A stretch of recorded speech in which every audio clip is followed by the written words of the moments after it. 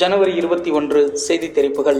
அமெரிக்க அதிபராக பதவியேற்ற முதல் நாளில் டொனால்டு டிரம்ப் பல்வேறு அதிரடி நடவடிக்கைகளை மேற்கொண்டுள்ளார்.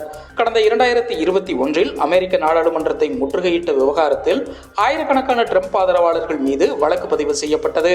அந்த குற்றச்சாட்டுக்கு ஆளான சுமார் 1600 பேருக்கு மன்னிப்பு வழங்கப்பட்டுள்ளது.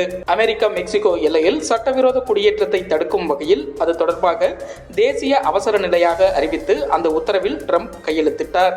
முந்தைய அதிபர் ஜோ பைடன் ஆட்சி நிர்வாகத்தில் அமல் செய்யப்பட்ட சுமார் 78 நடவடிக்கைகளை புதிய அதிபர் டிரம்ப் ரத்து செய்தார். அமெரிக்காவில் டிக்டாக் செயலி மீதான தடையை 75 நாட்கள் தாமதப்படுத்தும் நிர்வாக உத்தரவில் டிரம்ப் கையெழுத்திட்டார்.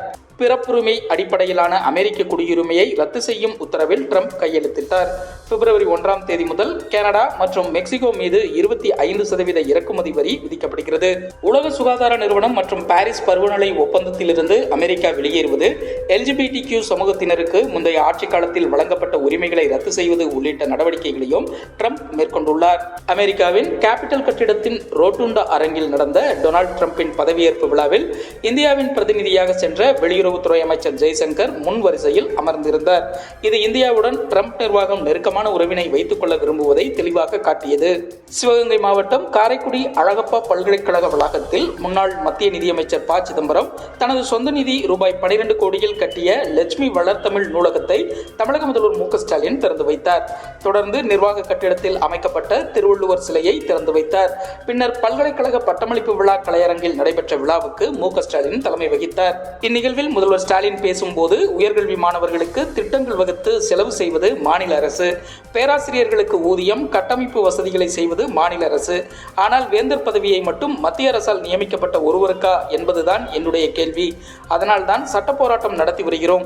மாநில பட்டியலுக்கு கல்வியை மீட்கும் வரை சட்ட போராட்டம் தொடரும் என்று பேசினார். மதுரை அருகே பட்டியலின சிறுவனை கடுமையாக தாக்கி வன்கொடுமை செய்த குற்றவாளிகள் அனைவரையும் உடனடியாக கைது செய்திட வேண்டும்.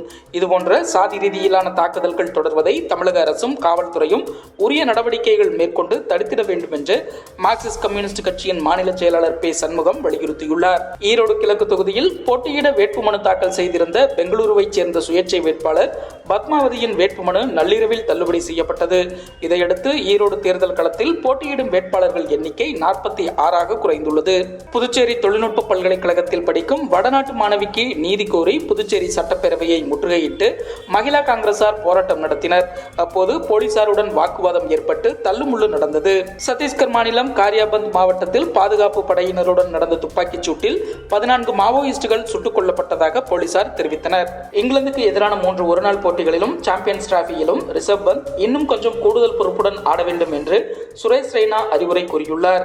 அமெரிக்க அரசின் செயல்திறனை ஒழுங்குபடுத்துவதற்காக உருவாக்கப்பட்ட துறையில் இருந்து விலகுவதாக அறிவித்துள்ள விவேக் ராமசாமி இப்பணியை எலன் மஸ்க் குழு சிறப்பாக செய்யும் என்ற நம்பிக்கை தெரிவித்துள்ளார். ஓஹியோ மாகாணத்தின் ஆளுநர் பதவிக்கு போட்டியிட திட்டமிட்டுள்ளதால் விவேக் ராமசாமி அரசு துறையை விட்டு வெளியேறியிருப்பதாக தெரிகிறது.